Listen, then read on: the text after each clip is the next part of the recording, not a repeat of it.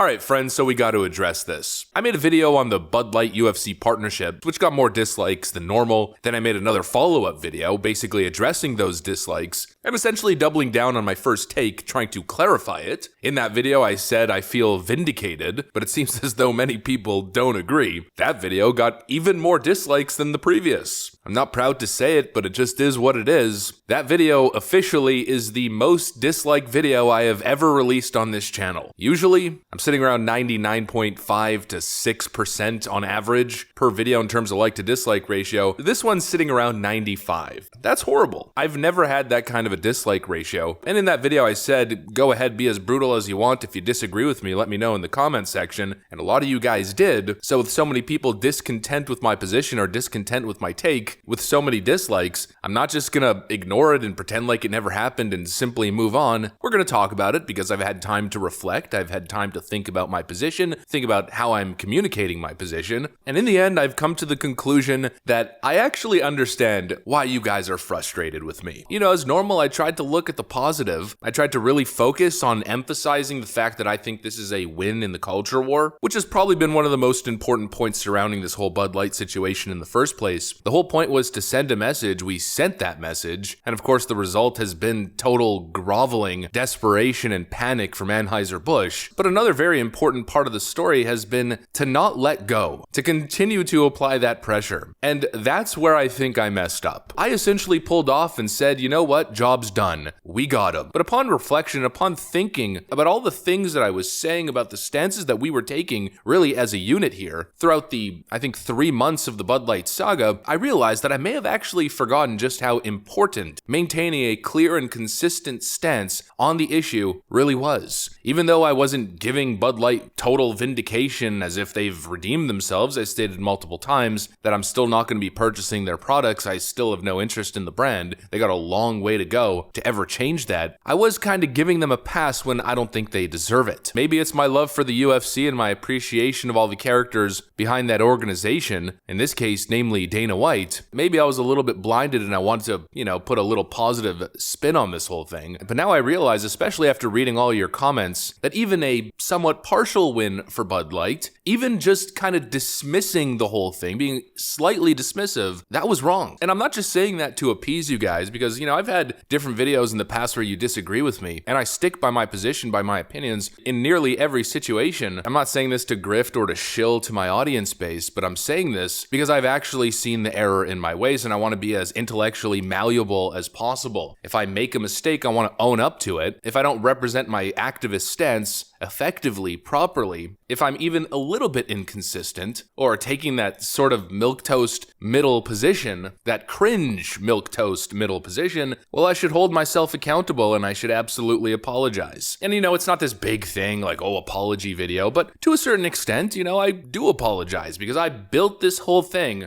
standing up for children, standing up against the cultural Marxist agenda that Bud Light took a side on. This is arguably one of the most important cultural battlefields there is. It might even be the most important since we're talking about the sanctity, the protection of our children. And so it's not something that we should be letting go on. It's not something that we should be dismissive of or forget on the back of a possibly totally not genuine PR play. Maybe I'm giving both these groups too much benefit of the doubt because now that I think about it, Bud Light did this PR move where they're now basically associating their brand with all kinds of right-wing and center-right, center-left people viewed as anti-woke, but that partnership alone obviously isn't enough. It's a ploy. It's a PR ploy. And I gave it too much credit because, Anheuser-Busch has yet to actually pull back on some of the claims that they've made. They've yet to apologize. I'm remembering their spokespeople back then saying stuff like, this whole campaign is driven by misinformation when it clearly never was. So essentially they blamed the consumers rather than taking responsibility. They put that marketing executive behind the whole campaign on leave, if I'm not mistaken. I don't think they've even officially fired her. It's kind of hard to tell. And so they never did what they needed to do to regain trust from the consumer base. So even though I wasn't giving them full credit and I was focusing on the cultural war win, I think that's a mistake because focusing on the fact that this is some sort of conclusion of events and that we've won implies that we've won and we haven't. Not even close. It's not time time to hit the brakes or pull off the gas pedal. It's time to continue. I realize now that Bud Light should have no path to vindication unless they truly prove to us through their actions, through their words internally, that they are committed to cleaning up the mess, the woke mess that festered within their departments, until they commit to us that it'll never happen again unless they say it explicitly in words or in writing. There should be absolutely no consideration for any redemption whatsoever. The brand should rot. There should be no coming back for them. And with my dismissive take, I kind of opened the door for people to start being a little bit more lenient or understanding or forgiving. Being forgiving is important, absolutely. You should forgive, even your worst of enemies. But the path towards forgiveness should always start with acknowledgement of wrongdoing from the opposing party. There should be a redemption story. And Anheuser-Busch making a $100 million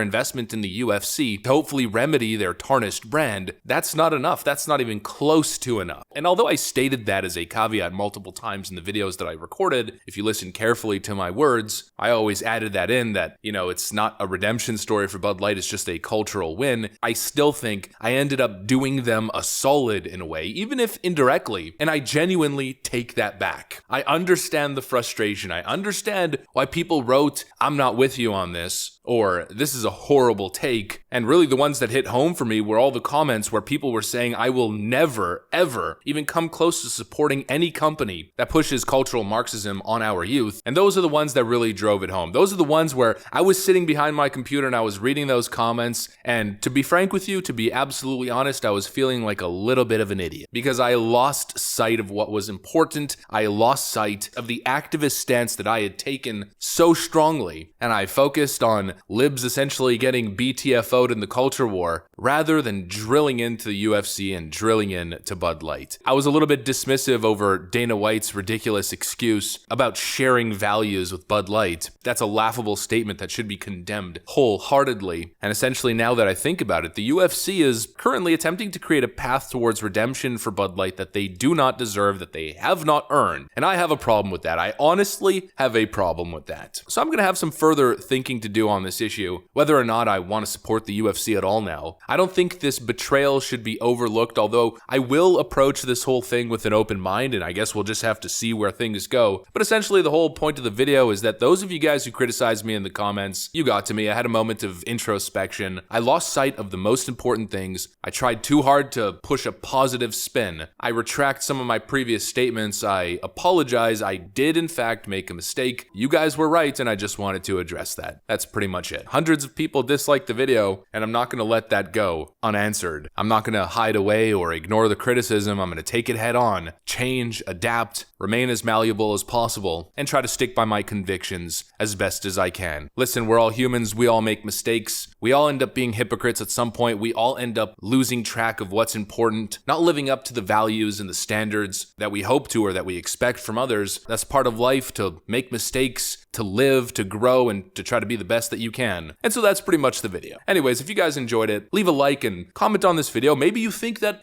this video is wrong and you agreed with my initial take. That's possible as well. It is what it is, so let me know what you guys think in the comment section. I'm gonna get out of here. Thanks for watching, and I'll see you on the next one.